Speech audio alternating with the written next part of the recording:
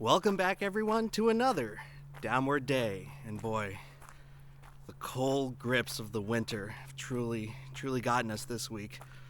I'm recording this the week around Christmas time, where half of America is utterly frozen solid by this oppressive cold weather.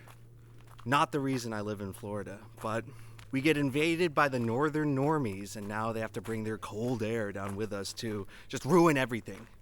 Every time. What do you know? But anyway, despite the fact that it's freeze your tits off cold outside, I'm still enjoying the great outdoors.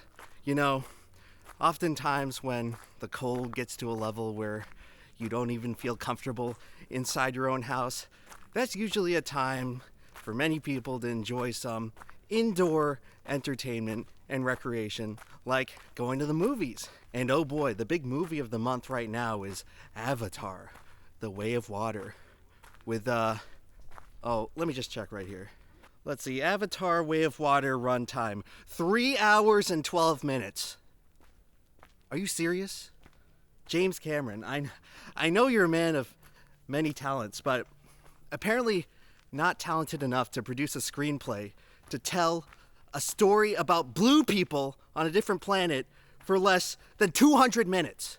Do you have any idea how much you're asking of someone to devote 3 hours and 12 minutes of their day? An eighth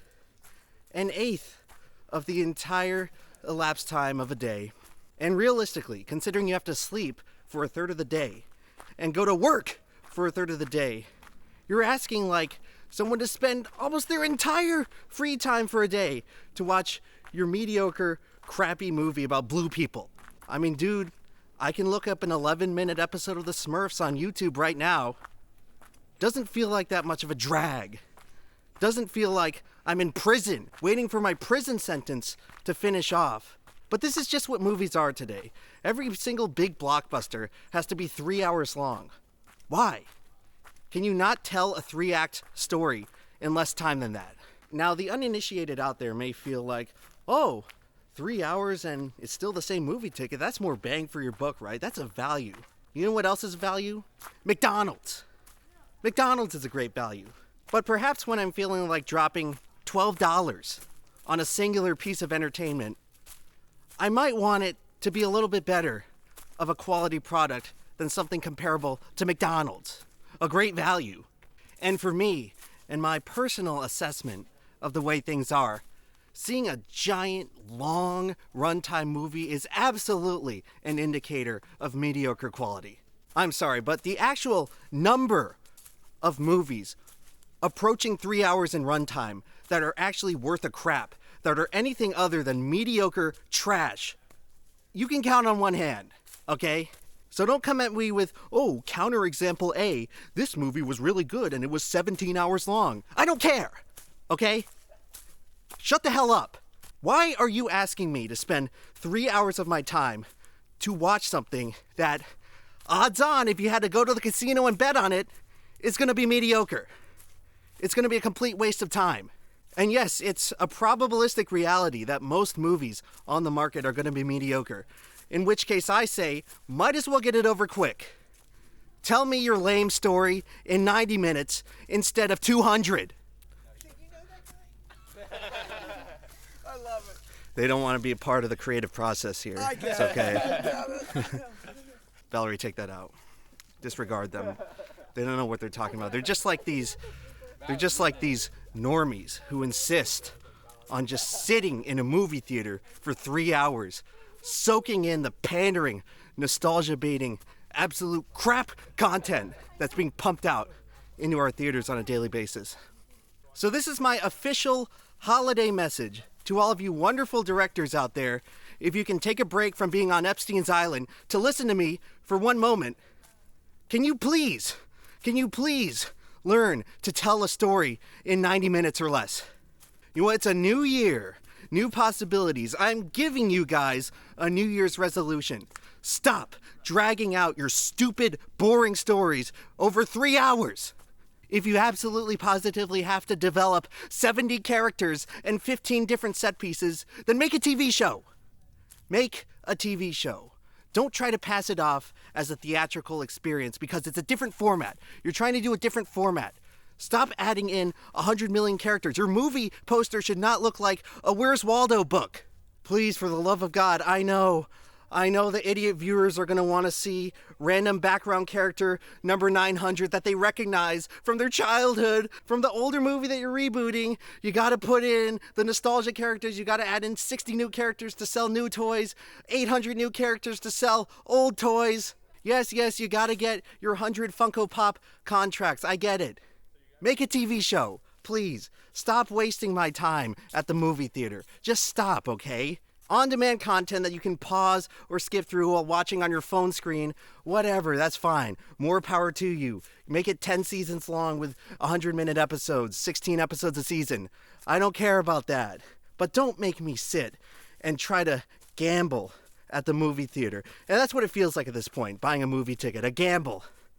Because most of the movies today are complete crap and not worth watching at all.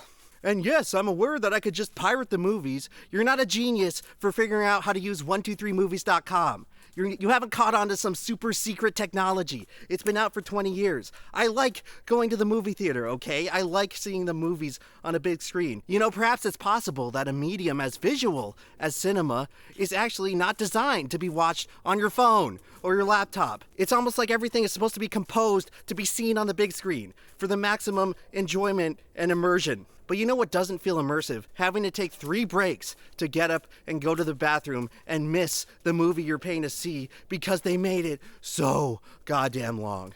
Just so long that it's completely unreasonable to expect anyone to not have to use the bathroom at that time. It's gotten to the point where it's like, people just accept it now. People just accept that this is the way movies are, and they literally go on Reddit or whatever pathetic internet forum of fanboys they're a part of to literally map out the scenes in the movies, the unimportant scenes that should have been cut out of the movie anyway, that are worthy of going to go and take your piss break. This is what movies are now. 3 hours of content that's so mediocre that you can literally pick and choose whichever little non-essential, superfluous scene you want to skip out because it literally doesn't matter. Because it could have just been cut out, and it could have saved you the time of having to sit there agonizingly for hours as you wait for some hopeful payoff that's never coming because you're just watching another mediocre, disappointing piece of shit film. Hollywood directors, give discretion to your editors, please. I beg of you.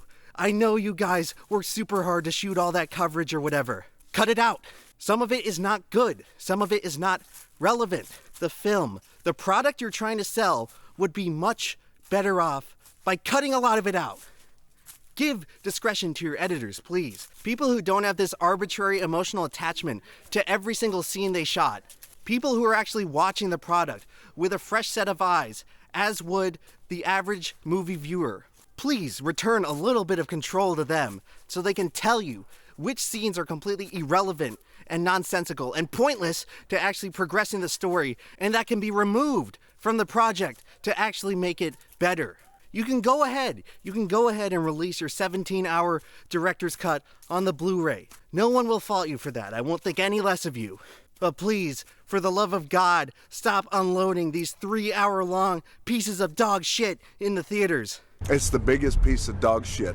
It's indicative of unskilled filmmaking. I'm sorry, but that's the bare bones truth.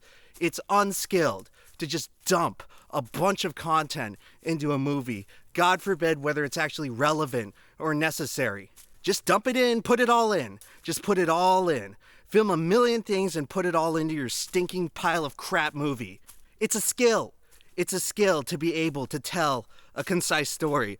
And many of you are thinking, oh, you make long videos on YouTube. They could be longer. They could all be twice as long. I use discretion. I use discipline to keep the pertinent information that is required to tell the story I want to tell. Why can't Hollywood do it? Huh? Why are the Hollywood videos longer than Emplemon videos? Quantity is not a signifier of quality. Please stop confusing the two. Quantity is a signifier of sloppy, unskilled filmmaking where you don't know how to put together an effectively paced product. So yes, I will continue to freeze out here in this frozen tundra and not go to the movies and see Avatar. Because I know I'm gonna waste 3 hours of my life that I am never getting back. Keep your movies around 90 minutes. You'll save my time, and you'll probably save a hell of a lot of yours too.